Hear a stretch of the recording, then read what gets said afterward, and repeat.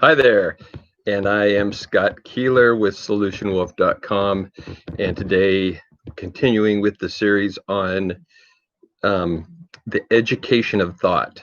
The reason I named it this title was because, or the life of thought. I'm sorry, I'm in two places at once.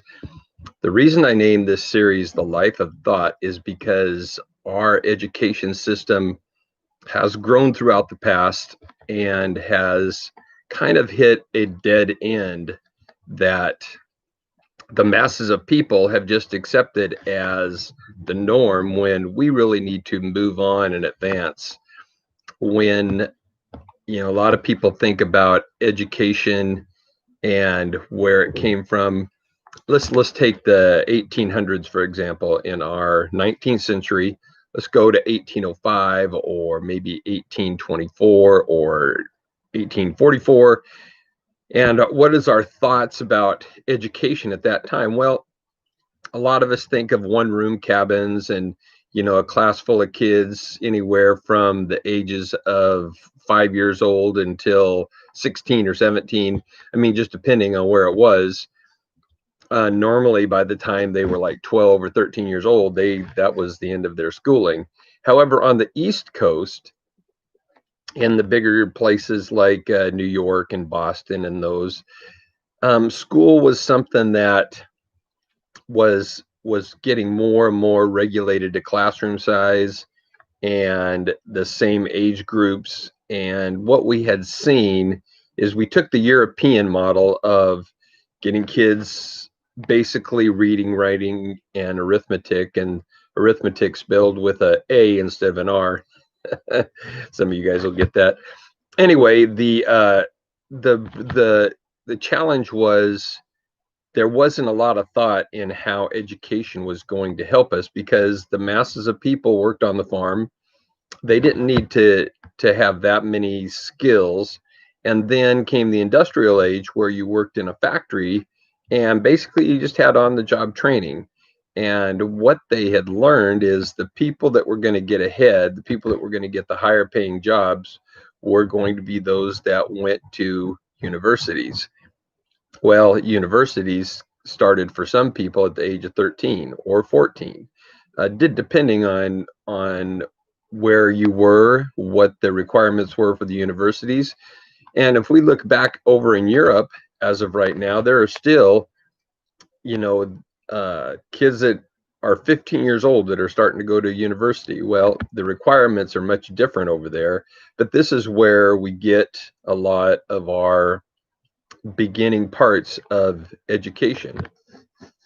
So today I'm just gonna briefly talk about kindergarten through sixth grade. It's for what we do, I think there are some places that do an excellent job of getting the basic information, basic knowledge, our social skill set, a lot of things like that. But in the last video, as you've seen, there's a growing concern of what young children are exposed to, especially in the field of sex education, for example. That's a very hot topic, and for some people, that's a more moralistic value system of what they want their kids to be taught, what they want their kids exposed to, the different types of things. I mean, eventually every person that's a child grows up into an adult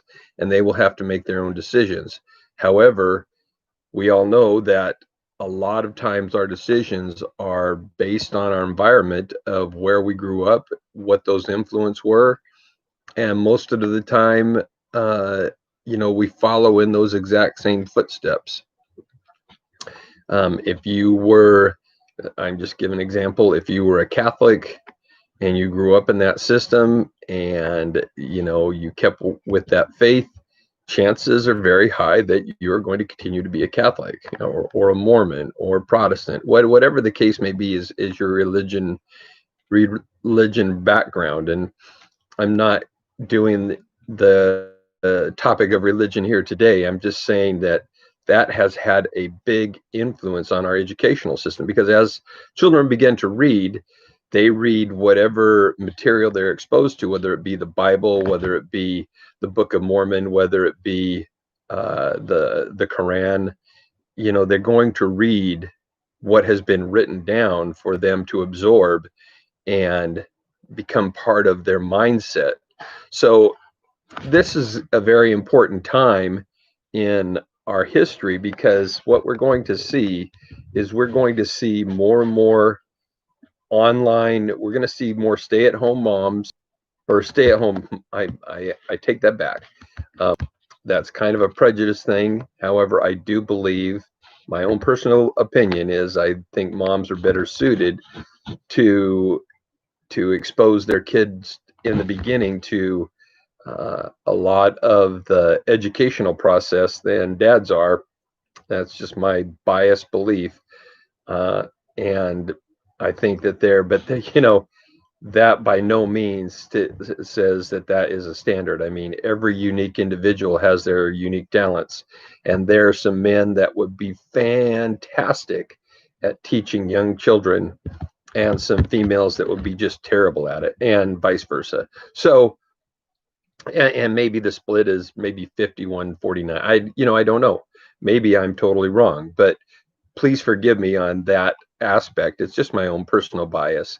I think women just are, have a better empathy and understanding. So that being said, we look at a lot of homeschooling, and from the people that I have known, the homeschooling does mostly evolve around the women partaking in this. In fact, I'll be honest with you, I have yet to meet a man that has said, "Hey, yeah, I want to homeschool my kids."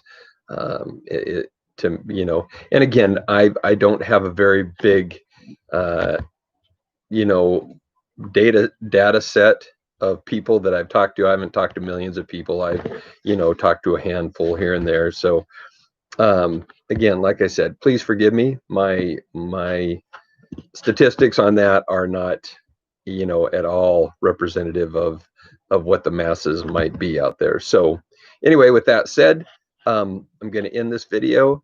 I hope you enjoyed watching it. And in the next video, we're going to talk about what we consider our middle school or junior high.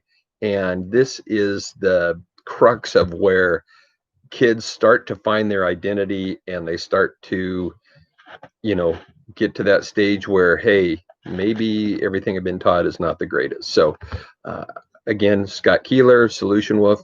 Hope you have a great day. Hope to see y'all again. Thanks.